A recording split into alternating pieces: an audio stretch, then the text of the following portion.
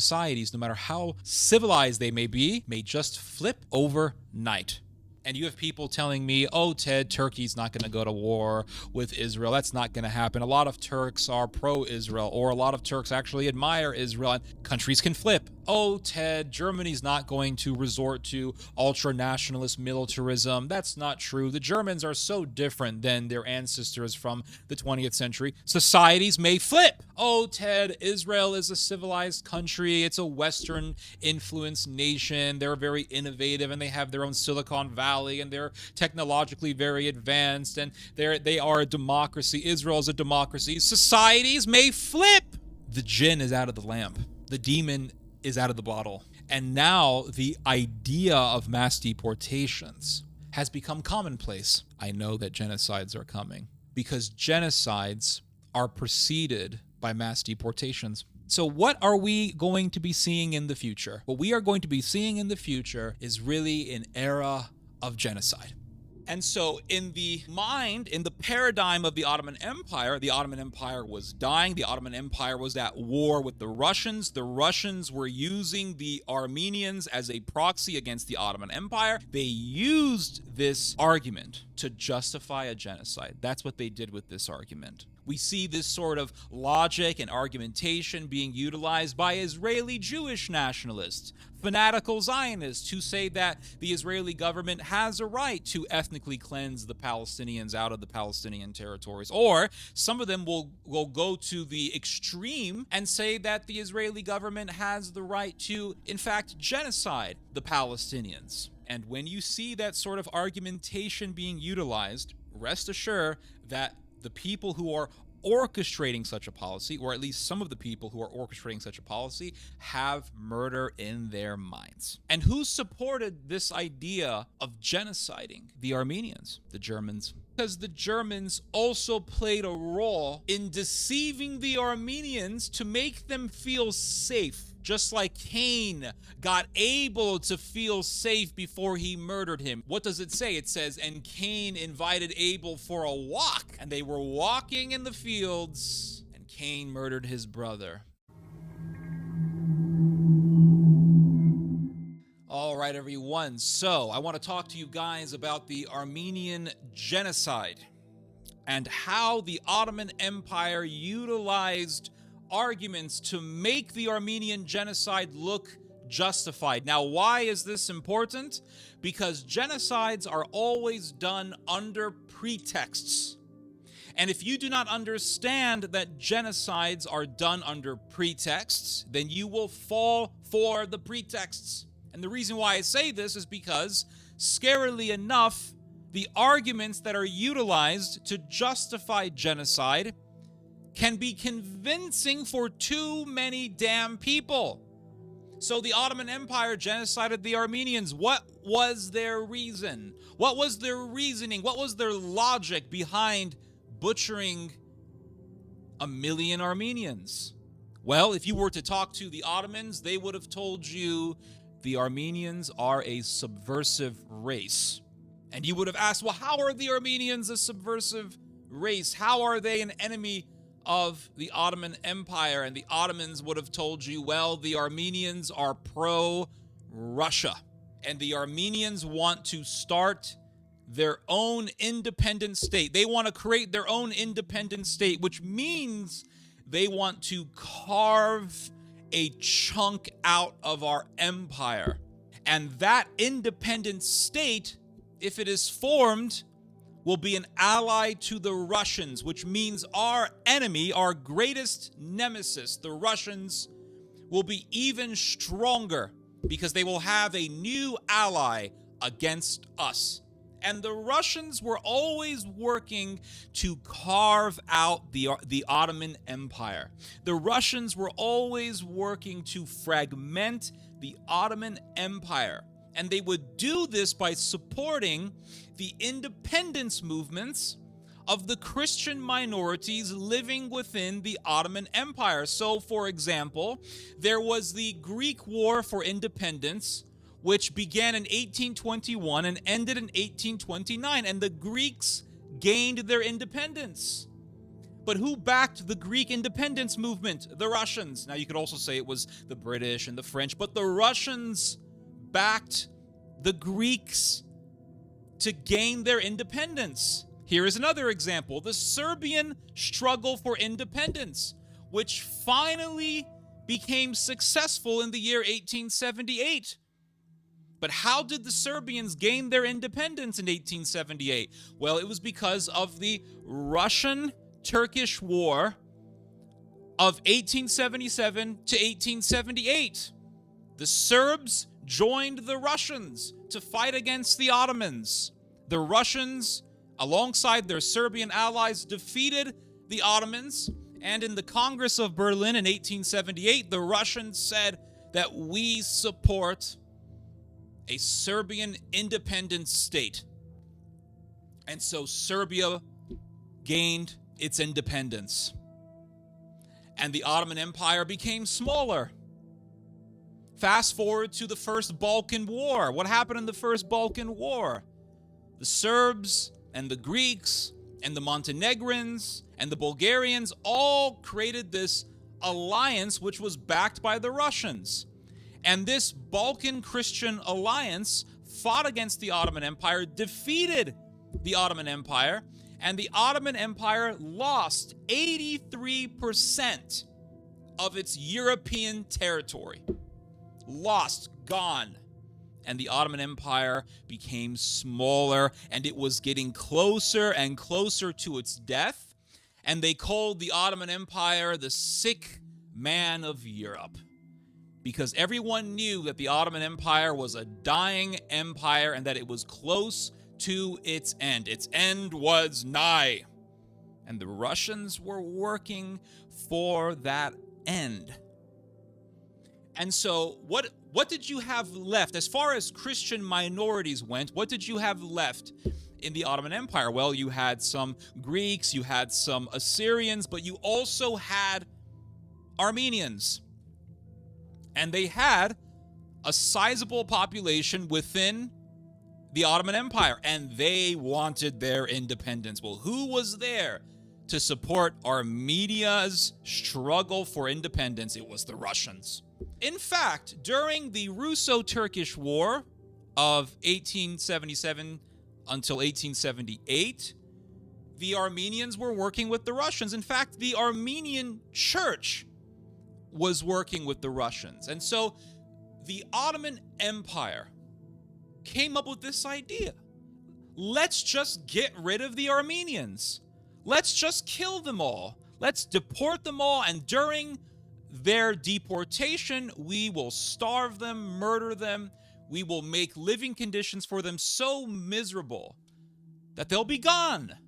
We'll just exterminate them. And that will get rid of this subversive element within our empire. And the Russians will no longer have a proxy, an Armenian proxy, that is, to utilize against us. And not only that, there were still Assyrian Christians and Greek Christians living within the Ottoman Empire, and the Turks also saw them as a threat. They also saw them as a subversive element who could have worked with the Russians against the Ottoman Empire. And so that is why the Ottomans not only genocided the Armenians, but they also genocided the Greeks and the Assyrians. They said, let's just get rid of these people. Let's get rid of these Christian minorities. And so in the mind, in the paradigm of the Ottoman Empire was dying. The Ottoman Empire was at war with the Russians. The Russians were using the Armenians as a proxy against the Ottoman Empire. There were Armenians who were fighting against the Ottoman Empire, actually utilizing weapons, guns against Ottoman forces. They were Armenians who joined the ranks of the Russian military, or they became a proxy, a military proxy of the Russian armed forces against the Ottoman Empire. You did have cases of Armenian terrorism. And so you put all of these facts together, you put all of these factors together, and what do you have? You have this argument against the Armenians. And what did the Ottomans use with this argument? They used this argument to justify a genocide. That's what they did with this argument. And who supported this idea of genociding? The Armenians, the Germans. And people don't talk about this, but the Germans supported the idea of ethnically cleansing the Armenians. And when the Ottomans were actually carrying out the Armenian genocide and butchering the Armenians, the Germans said, don't get involved. Do not allow your Christian morality to push you to try to intervene or to push you to try to stop what was happening. Do not hinder the Armenian genocide. This was official German policy. And why did the Germans support the Armenian genocide? Well, they had their own motivations. For one, the Germans were enemies of the Russians. The Germans fought the Russians in World War I, and they wanted to help their Ottoman ally against any sort of Russian strategy to further carve out the Ottoman Empire. The Armenians, as I said, were very pro-Russia. The Germans knew this, and they said, okay, we have to get rid of this pro-Russian people, just like the Germans were against the Serbs, just like the Germans went against a lot of the Polish people, because a lot of Polish people didn't mind working with the Russians against the Ukrainians, who were an ally or a proxy of the Third Reich. It's for that very reason that the Austro-Hungarian Empire supported Albanian nationalism. Why? Because the Albanians were an enemy of the Serbs, and so the Serbs were an ally of the Russians, and so the Austro-Hungarian Empire, or the Habsburgs, did not want this pro-Russian race living in the Balkans. They didn't want these pro-Russian people having significant political leverage in the Balkans. So they supported the Albanians to kill the Serbs. It's the same reason why the Austro-Hungarian Empire supported Ukrainian nationalism. Why? Because the Ukrainian nationalists hated the Russians. The Austro-Hungarian Empire hated the Russian Empire. They wanted to carve out the Russian Empire, so they supported Ukrainian nationalism. And the Russians saw that the Greeks were sick and tired of living under the Ottoman reign of terror, that the Armenians were tired of living under the Ottoman reign of terror, and so the Russians said, okay, we will support the Greeks in their struggle for independence. We will support the Armenians in their struggle for independence. And the Ottomans hated this. And so they said, we have to get rid of them. They are a threat to Ottoman sovereignty. They are a threat to Turkish sovereignty. And if you talk to Ottoman nationalists today, they will use the very arguments that the Ottoman Empire utilized as a pretext to justify the Armenian genocide. In fact, I forgot to mention this in the beginning of the video, but this video is a video reply to a comment that I got recently from some individual. I'm assuming this person is Turkish, or perhaps he's Azeri, I don't know.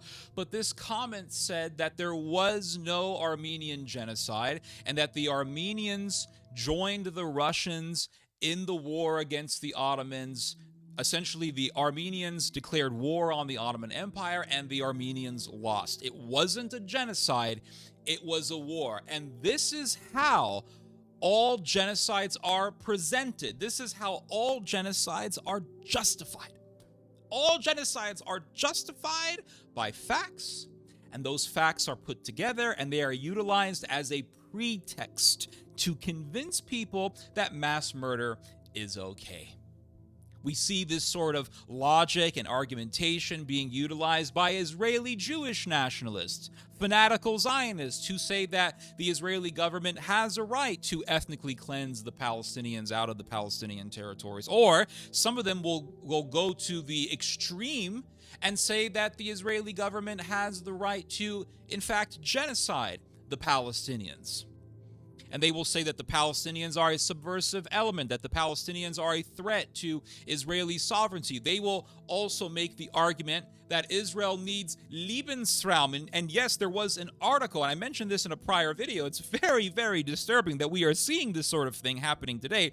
But there was an article that was recently published by the Times of Israel in which a Zionist Israeli nationalist wrote an article saying that Israel needs Lebensraum, living space, Lebensraum or Lebensraum, living space. This is the term that the Nazis used when they were talking about how the German people need living space, and that the Slavic people and that the Jewish people were living on land that historically and rightfully belonged to the German people, and the Germans needed to expand because they needed more territory, and Germany and really Europe needed to be inhabited by the German race because the German race was superior, and the Slavs were subhuman, they were Neanderthals, they were barbarians, and the Jews were subhumans. And so the German Empire, the Reich, had a right to get rid of these people and replace them with Germans. And the land that these subhuman people, what they would call subhuman people, were living on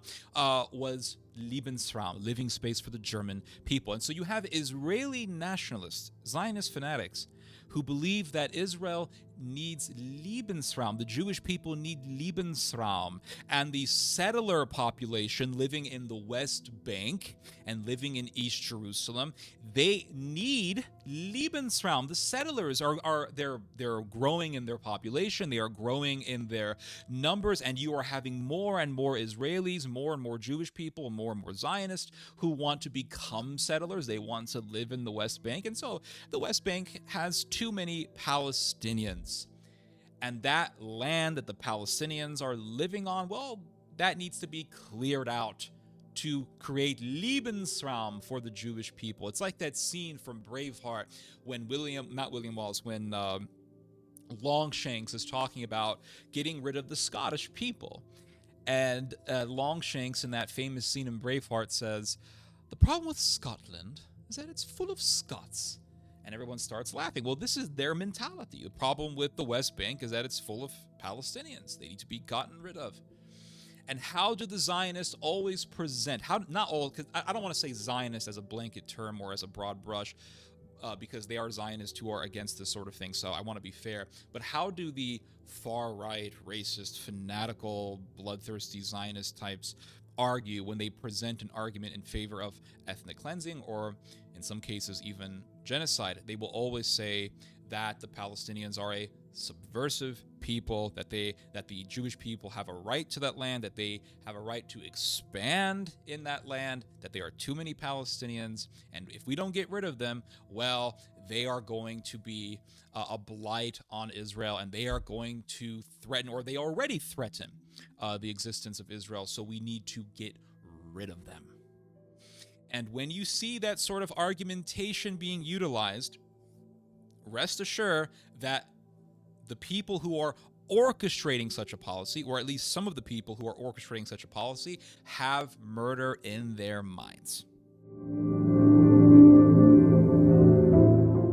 When the Germans first started talking about getting rid of the Jews, they didn't say, oh, well, we're going to kill the Jews.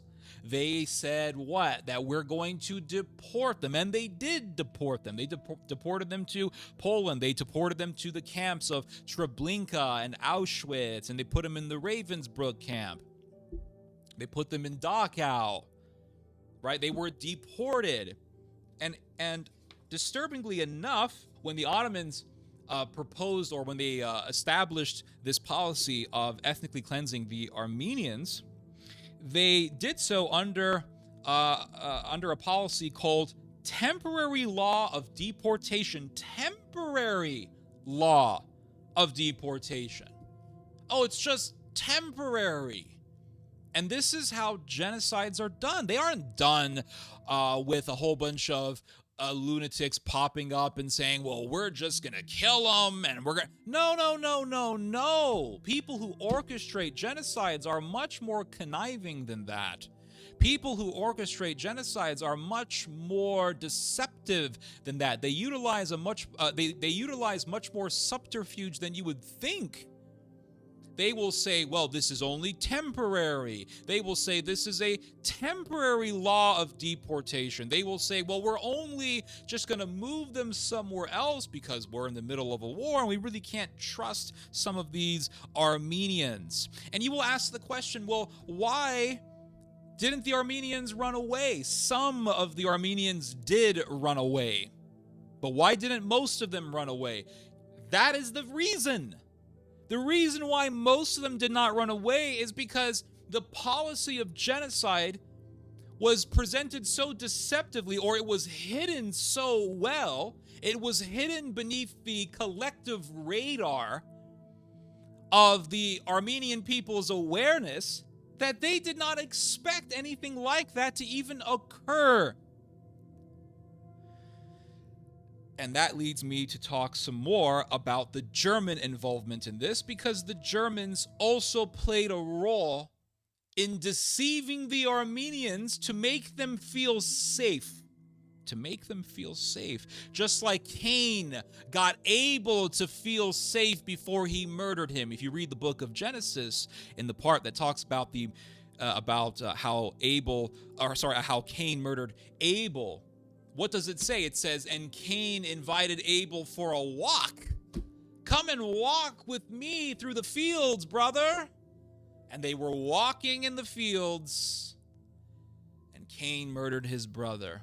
Abel did not expect his brother to murder him. Abel felt very safe, felt very secure, felt very at ease. And those are the worst people, the ones who will comfort you before killing you, the ones who can get you to feel at ease before they strike. These are the wickedest people. You can, in fact, read about this sort of thing when you, and I don't recommend anyone do this, but when you actually look into the crimes of Ted Bundy. Ted Bundy would do this tactic where he would pretend to be injured. Oh, ouch, my shoulder. Oh, ouch, I have this injury. And he would tell some poor woman, hey, could you help me put this in my van? Oh, sure. And this was at a time when American people had more of a sense of general trust, and there's a reason why Americans don't trust each other as much as they used to because of stories like this. But the woman would help Ted Bundy put the object in the back of the van, and then Ted Bundy would just push her in the van, and then she was gone. And these are the evilest people ever, the ones who will put you at ease before killing you. And people will say, and this is the thing, this is the reason as to why people will watch serial killers talking, and they'll say, wow, that serial killer, I can't believe he murdered so many people. He sounds so normal, or he sounds so confident when he speaks, or he sounds so calm when he speaks. And I am not shocked by that at all. I don't know why people are shocked by this phenomenon. The reason why I'm not shocked by it is because how do you think he got those victims? How do you think he killed those victims? He put people at ease. He put people at ease. And so the Germans worked to put the Armenians at ease. I'll give you guys an example as to what I mean. The patriarch of the Armenian church, his name was Zavender Yegihayan. I can't pronounce his name correctly. And Mr. Yegihayan was told by an Armenian merchant that the Ottomans were planning to do a genocide on the Armenian people. And Patriarch Yegihayan asked the German ambassador, Hans von Wangenheim, if this was true. And I'm sure that the Armenians thought, well, the Germans are a civilized people. The Germans are a civilized people. They are part of the West.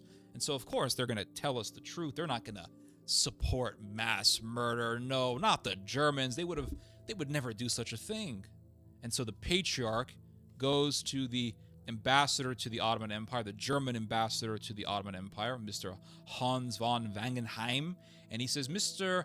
Wangenheim, Herr Wangenheim, is this true? And Wangenheim says, Nein, of course this is not true. And let me read to you. The patriarch said, in regards to Mr. Wangenheim's response to him, the patriarch said, quote, the German ambassador, Wangenheim, in the name of his government, in the name of the German government, assures us that neither will there be a massacre, nor will the Armenians be deported. And you could say, well, maybe Mr. Wangenheim didn't know about this. Maybe Mr. Wangenheim didn't know about a plan of genocide. Well, that is not true. Mr. Wangenheim, if you ever take the time to do some research on him, actually supported the Armenian genocide.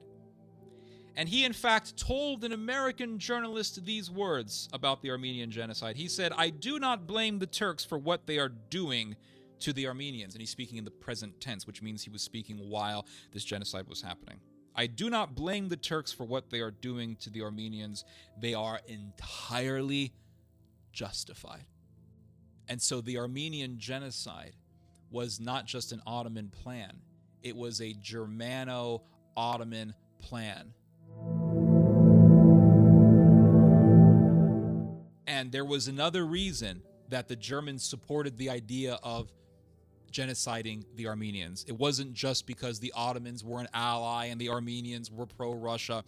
According to the Armenian writer Grigoris Balakian, whose book I am reading, and here's the book here. This has been a very informative read. And let me just add a note about this book real quick. Balakian was an Armenian priest who survived the Armenian genocide. He actually went through it, and he survived it. And he was one of the Armenians who was forced to be deported. He went through the forced deportations and survived. And he actually, some of this book, believe it or not, was written while he was enduring through the deportation and the genocide. So it's, to a great extent, this book is a living document. And Grigoris Balakian talks about the motivation of the Germans for their support of the Ottoman Empire in their extermination of the Armenians. And Balakian says that the Germans had this idea that they were so strong that they were going to win in World War I. The Germans were so confident that they were going to defeat the Russians and that they were going to defeat the French and that they were going to dominate in World War I, that they had this idea that when it was all over and the Russians were defeated and the French were defeated and the Germans were the most powerful people in all of Europe, that the Germans would take control of Anatolia. Anatolia is the region of, it's a Mediterranean region. We call it Turkey today. Back in the day, they called it Anatolia. So the Germans had this idea that we're so strong, we're so capable, our military is so powerful, we are going to easily defeat the Russians. We're going to defeat all of our European enemies, and then when it's all over, we are going to control not just Anatolia, what we today call Turkey, but also all of what is left of the Ottoman Empire. And I want to read to you guys a quote from Mr. Balakian talking about this motivation, this conspiracy of the Germans. He says, "Like the sun setting on the far-off horizon on the sea, the Ottoman Empire was gradually sinking into the eternal abyss of history, and Germany was appointing itself heir." So the Germans said, we're going to be the heir of the Ottoman Empire. In fact, if you read about the Ottoman military during World War I was greatly directed by the German military. See, the Ottomans were not as technologically advanced as the Germans, and nor were they as militarily dexterous as the Germans were. If you don't believe me, just read about the Battle of Samarkamish. In the Battle of Samarkamish, the Russians and the Ottomans fought against each other in the Caucasus Mountains, and what happened was the Ottomans got slaughtered. They got utterly vanquished by the Russians. Now, why was this? Well, it's very, very simple. The Ottoman Empire's whole idea of leading an army was just give all of your soldiers some bread. Give each soldier a piece of bread or two. Here's a piece of stale bread. Yeah, put it in your little pouch and go out and fight a war. And not only that, go march across the Caucasus Mountains in the middle of the snow in this deathly freezing cold weather. Go up the mountains, through the mountains, and then fight an utterly horrific battle with the Russians. Oh, and you're just going to have a couple pieces of bread each. So by the time the Ottomans entered the battlefield in the Battle of Samarkamish, most of the Ottoman soldiers had either starved to death or froze to death. It was kind of like Operation Barbarossa. A lot of Ottoman troops froze to death, a lot of them starved to death. And so by the time they got into the battlefield, the Ottoman soldiers were starving, miserable, and they were absolutely vacuous of any morale, and they were in absolutely zero shape to be fighting in any battle with anyone. And the Russians crushed them. And the Ottoman Empire, all of the pashas who were running the Ottoman Empire, they didn't say, wow, our strategy really sucks. We made a bunch of young men go through the mountains in the middle of the snow and we starved them to death. No. The pashas running the Ottoman Empire said it's the Armenians' fault why we lost the battle. Because a lot of Armenians, according to the Ottomans, were deserting their ranks because they were Armenians who were forced to fight for the Ottoman military because they were subjects of the Ottoman Empire. So they were a number of Armenian soldiers who deserted their posts and they went out to fight for the Russians. And the Ottomans took note of this and they said, you see, we cannot trust the Armenians. They didn't even want to recognize the fact that they really sucked at war. And so because they sucked at war, they needed the Germans' help. The Ottomans had German military leaders directing their soldiers, training and directing their armies. There was a major German military leader called General Field Marshal Wilhelm Leopold Kolmar Freyhard van der Goltz Pasha.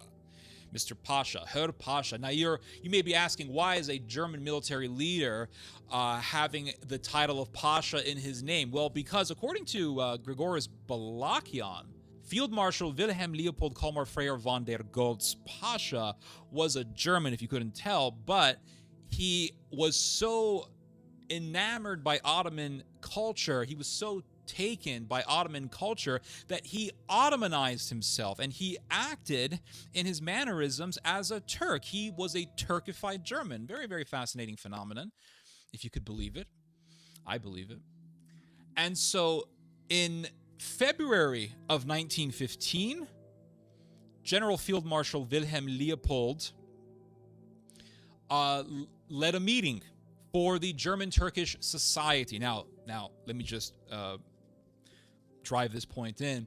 This was in February of 1915, so just about 5 months before the outbreak of World War I. So this is before World War I, before the Armenian genocide. And the reason why I'm emphasizing this detail is to show you how involved the Germans were in the ethnic cleansing of the Armenians. The fact that it was being planned by the Germans before World War I really is quite revealing as to the German involvement in the Armenian genocide.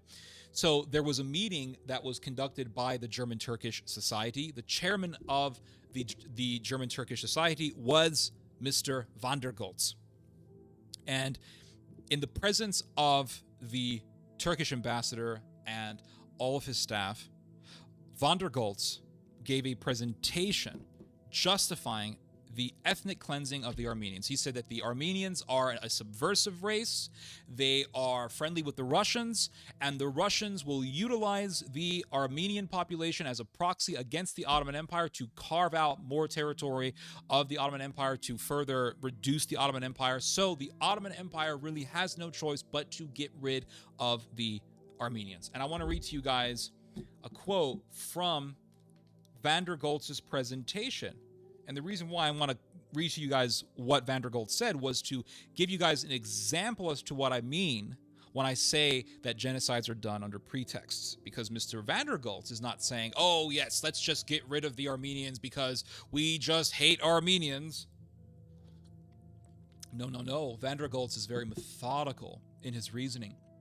And he's giving reasons that appear legitimate or may appear legitimate to too many people.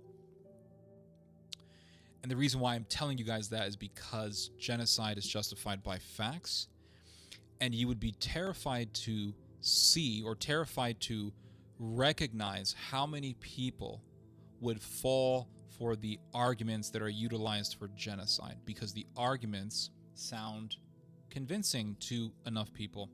So this is what Mr. van der Goltz said.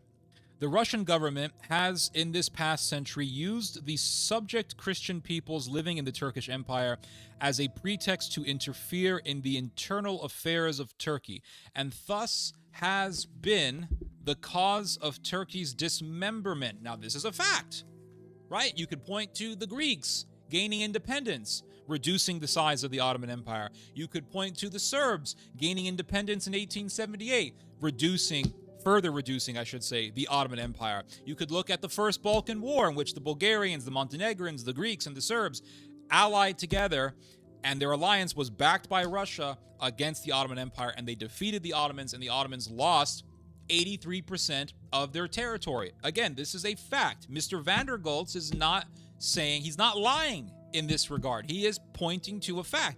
And to the Ottomans, and to the Germans, this was convincing. And you would be terrified to see how many people would be convinced by the arguments that are utilized to justify ethnic cleansing and genocide. And so Mr. van der Goltz goes on to say, considering that all of Turkey's subject Christian nations have already been liberated, now the Russian government has taken up the cause of the Armenians as well, and taking advantage of the Balkan War, has put forth a reform plan with the hidden purpose of subjecting Turkey to a new dismemberment. In order to save Turkey from a new calamity, it is necessary to once and for all remove the 500,000 Armenians living in the provinces of Van, Bitlis, and Erzurum, contiguous to the Russo-Turkish borders, and move them from those border areas southward to the vicinity of Aleppo and Mesopotamia. Let's move all the Armenians to Syria. And to a great extent, that is what the Ottomans did. They did mass deportations of the Armenians. They forced around 450,000 or so Armenians to march through the Amanos Mountains, and it was in the Amanos Mountains where many Armenians were killed. They were starved to death. They were murdered. They were exhausted to death. And also, the Ottoman Empire forced many Armenians to march through the Syrian desert, or the Deir Azur, the Syrian desert, where many Armenians were killed. And the Germans were observing what was happening in the Syrian desert, and they said, don't get involved. Now, in all fairness, I did some research on Mr. van der Goltz and his contribution to the Armenian genocide, and what I read was that van der Goltz's intention was to simply do a mass deportation and not to do a mass murder of the Armenian people, and that when he found out about the murder of the Armenians, he tried to intervene, but it didn't work. He didn't succeed in his attempt to stop the murdering of the Armenians. Now, Mr. van der Goltz was a military advisor to the Ottoman military, and he was replaced in that position. He was replaced for that position by another German military leader by the name of Otto Lehmann von Sanders. And Otto Lehmann von Sanders agreed with Enver Pasha to deport all the Armenians living alongside the Russo-Turkish border. And so you see the German contribution to the Armenian genocide. And it was the Germans who built the Berlin-Baghdad railway that the Ottoman Empire had. Again, the Ottoman Empire was not as technologically advanced as the Germans were. In fact, if you read about how the Ottomans took over Constantinople in 1453, the Ottomans utilized the biggest cannon that the world had seen. But that cannon was not created by Turkish engineers. It was created by a European engineer who was either of German or Hungarian descent. And that cannon was able to fire these huge, extremely heavy cannonballs, and they were able to destroy the walls of Constantinople and take over the city. And so you see a similar sort of phenomenon taking place during World War I. The Ottomans were dependent on German innovation and German ingenuity and German military dexterity for its struggle in World War I, for its war against the Russians in World War I. And the Ottomans had a railway system known as the Berlin-Baghdad Railway. And that railway was being constructed by Germans and Austrians. The Ottomans utilized that railway system to genocide the Armenians. So you see, really, in the 20th century, the systematic extermination of a people being done, and it's being done through the use of a railway system. The Turks were the first to use a railway system to systematically exterminate a people, and the Germans were watching. And the Germans were inspired.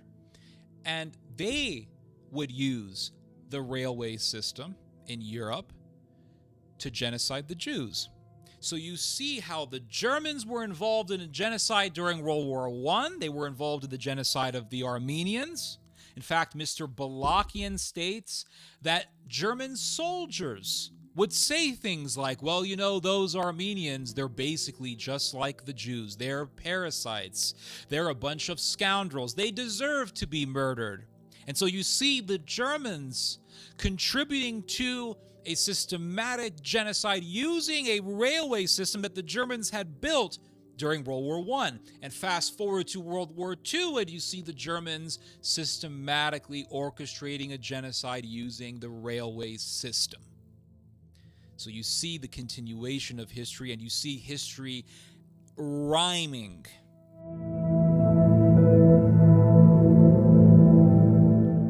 And going back to what I said about the evilest people ever, what did I say? The evilest people are the ones who can put you at ease before striking you. They can put you at ease before murdering you. And the Ottomans were very good at doing this. They were very good at doing this. And I'll give you guys a couple of examples as to what I mean by this. So there was an Armenian journalist by the name of Foreshadowing.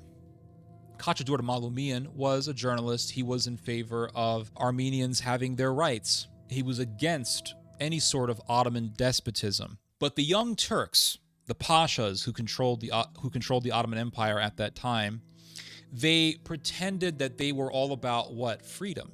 Mr. Balakian talks about this in his memoir. He says that the Young Turks would speak about freedom and liberalism. They weren't talking about jihad. They were talking about liberalism and liberty and freedom and reforms and rights for people. So the Armenians felt what? They felt safe. They felt at ease. And Foreshadowing felt very much so at ease. In fact, he felt so comfortable that he was friends with one of the orchestrators of the Armenian genocide, Talat Pasha. And Talat Pasha had dinner one day with Mr. Malumian. And not too long after the dinner, the police were at the door of Mr. Malumian's home. And Mr. Malumian opens the door. He sees these Turkish officers, and he says, what are you guys doing here? And the police officers tell Mr. Malumian, you're under arrest. And Mr. Malumian is shocked. He's thinking, I just had dinner with one of the leaders of the Ottoman Empire, and we're friends, and now you're at my door trying to arrest me. What the hell is going on here? Mr. Malumian protested, and he said, does Talat Pasha know about this? And the police officer shows him the arrest warrant with Mr. Talat Pasha's signature on the warrant. And Mr. Malumian was crushed by this. And he says, I can't believe it. And Mr. Malumian remembered how in the past he had given Talat Pasha shelter, because at that time there was all this political turbulence happening in the Ottoman Empire, and Talat Pasha had political enemies who wanted to kill him. And Talat Pasha was running away, and Mr. Malumian gave Talat Pasha shelter. He hid Talat Pasha from his political enemies. He saved the life of Talat Pasha. And how did Talat Pasha return the favor? He returned the favor by having the one who saved his life murdered. And Mr. Malumian was taken away. And as he was being marched to his death, he said, I cannot believe I fell for it. And they killed him. They executed him. There is another example of this that I want to bring up. This is the example of an Armenian revolutionary by the name of Vahak. And one day, Vahak's friends showed up at his door and they said, Mr. Vahak, run away. run away as fast as you can, because the Ottoman Empire is planning on doing a genocide of the Armenian people. And Mr. Vahak had a portrait of one of the orchestrators of the Armenian genocide. His name was Jamal Pasha. And he said, "You see this portrait of Jamal Pasha that I have in my home? As long as Jamal Pasha is alive, I will be safe." This is what Vahak said. And do you know what happened to Mr. Vahak? He was arrested, and the Ottomans had him hung. They hanged him.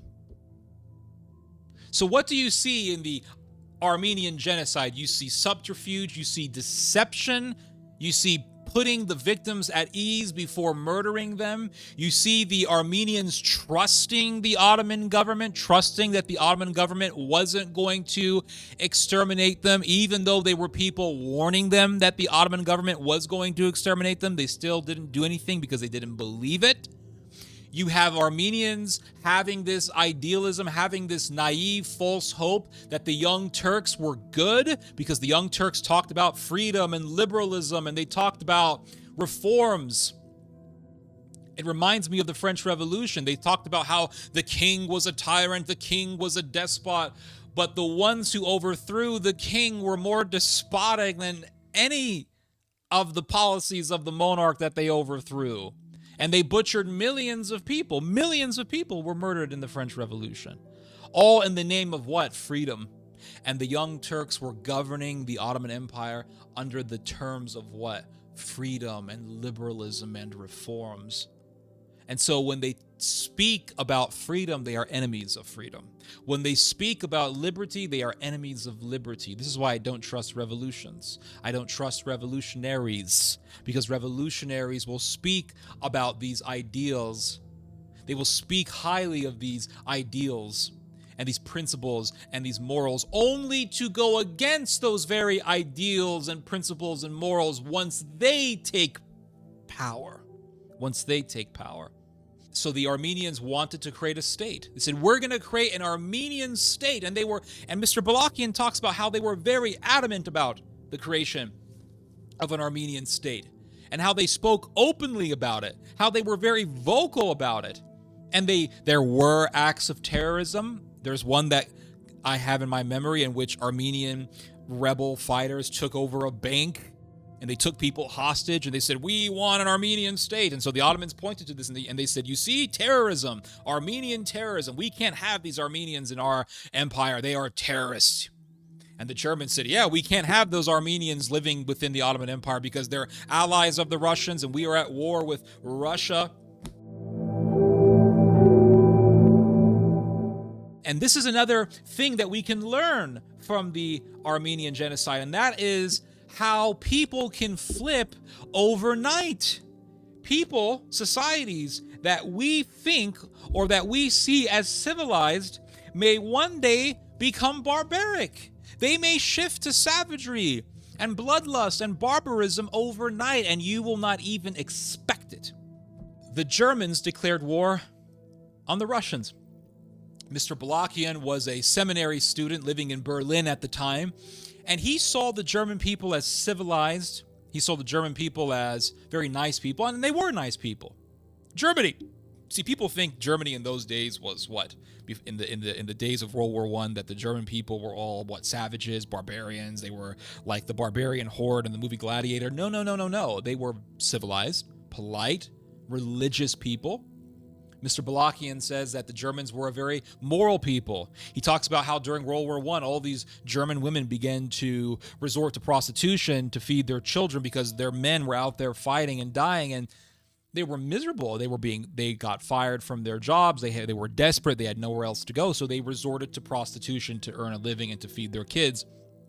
And Mr. Balakian says that you could see these German women prostituting themselves on the streets, and German people would come and grab these prostitutes and say, what are you doing prostituting yourself on the street?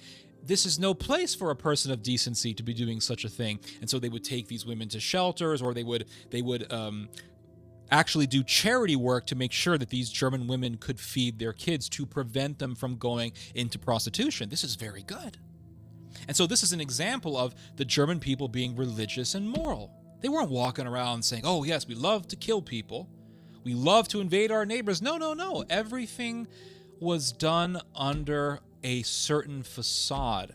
Now, I'm not saying that their religiosity was a facade. I'm not saying that their morals were a facade. But what I am saying is that a society that you may see as civilized and moral may just flip overnight and may just support something evil while being deceived that what they are following is actually something good.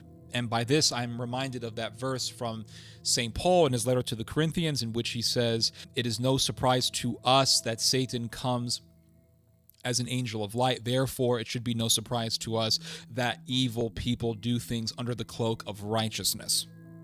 And St. Paul also tells us that they are those who are deceived and they deceive others.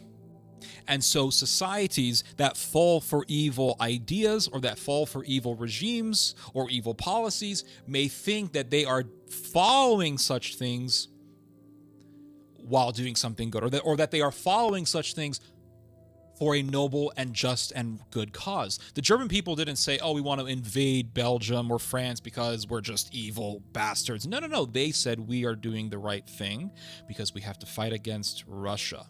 And the Russians are going to invade Europe, so we need to control Europe to go against the expansionistic Russians. And so the night that the Germans declared war on the Russians, Mr. Balakian was in Berlin. He saw tens of thousands of people gathered together on the streets of Berlin because the Kaiser of Germany, Kaiser Wilhelm II, was going to speak. And so they were all waiting to see Kaiser Wilhelm II speaking on the stage. And they waited and they waited. And Balakian tells us that they waited for 4 hours. 4 hours. And then they were at the stage. They were in the square of this big palace. I think it was called the Imperial Palace. And there was this stage, and the curtains opened up, and there they saw the Kaiser, Wilhelm II. And they were all just in absolute euphoria. And they were just drunk off of this cult of personality. And Mr. Wilhelm II said that I am a man of peace, but my enemies want war. And he had a sword in his hand, and he said, I have unsheathed my sword, and my sword will remain unsheathed until my enemies are defeated. And the whole crowd just went absolutely hysterical. And Balakian says that you could hear from the crowds, Deutschland, Deutschland, über alles, and they just went nuts. And Mr. Balakian was shocked by this. Why was he shocked? Because he always saw Germany as a civilized country. And to use his words, to quote Mr. Balakian, he says, the people began to manifest a fanaticism unbecoming of a civilized nation. Unbecoming of a civilized nation. So what does this indicate to us? It indicates to us that Mr. Balakian saw the Germans as this civilized people, and he never expected to see this sort of militaristic behavior. And what does this tell us?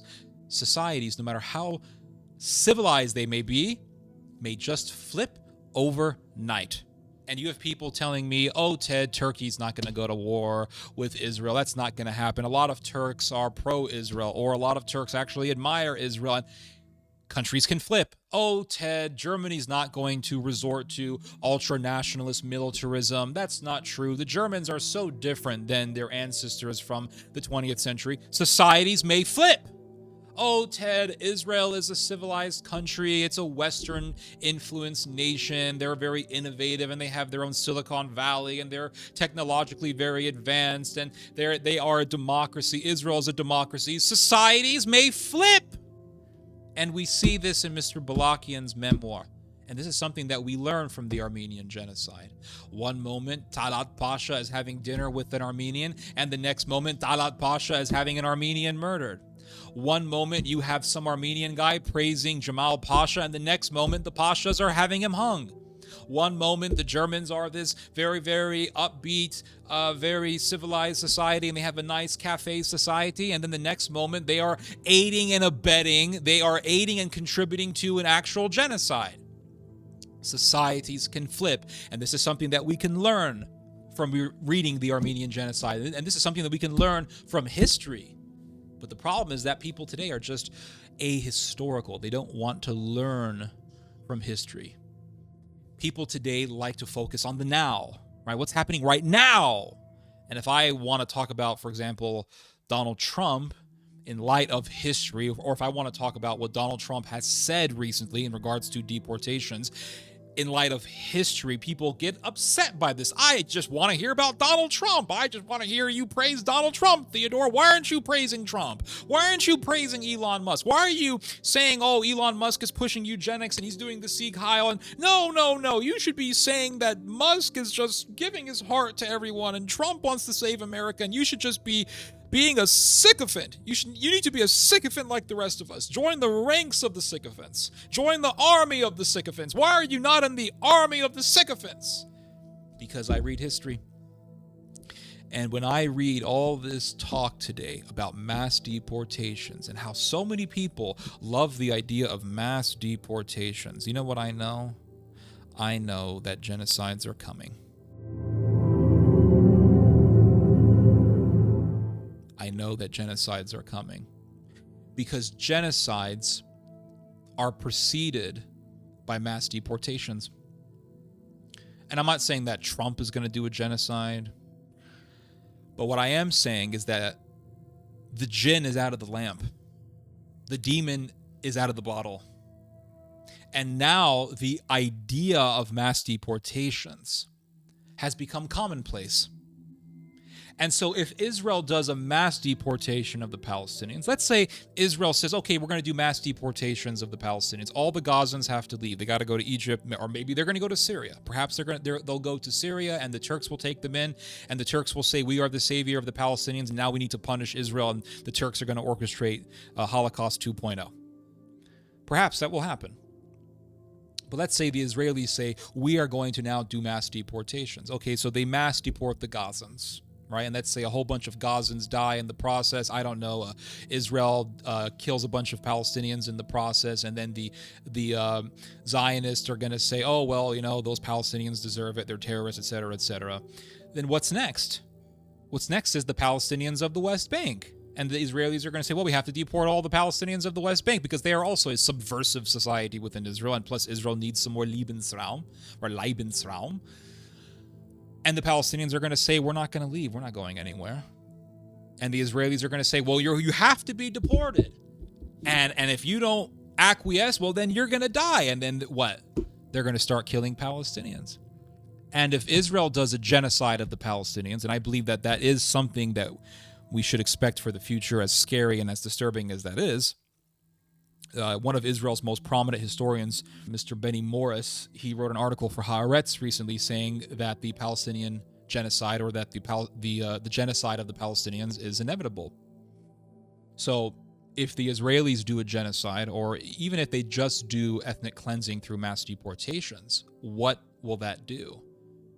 It'll further release the demon of genocide. Because then other countries will say, well, if Israel can do it, why can't we?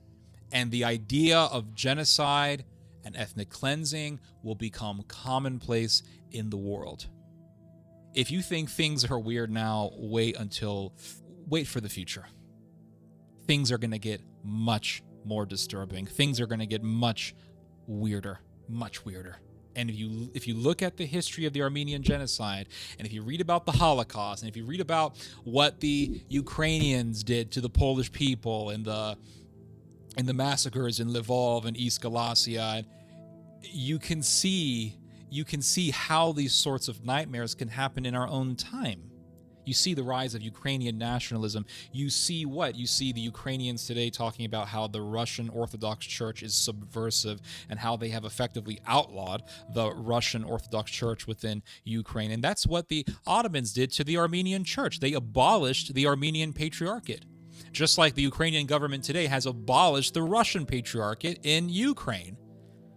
And so what are we seeing here? We are seeing the foreshadowing of genocide. We are seeing the foreshadowing of the idea of genocide becoming very common, and we should expect for there to be horrendous massacres in Eastern Europe, massacres against other people. We should expect massacres of Russians, and we're already seeing massacres. What happened in Kursk recently in Russia? Ukrainian soldiers in Kursk massacred people. You can see the videos on X. They massacred people. So we already see the signs. We see the Israelis talking about mass deportations. We see ultra-Zionists saying that we should kill the Palestinians. We see Israeli officials saying things like there are no innocents in Gaza. What is this? Foreshadowing of genocide. The Israelis have killed tens of thousands of people in Gaza, and they want to resume from where they left off. They want to continue the killing. So what are we going to be seeing in the future? What we are going to be seeing in the future is really an era of genocide. Bottom line. Anyway, you guys just heard some theology. God bless.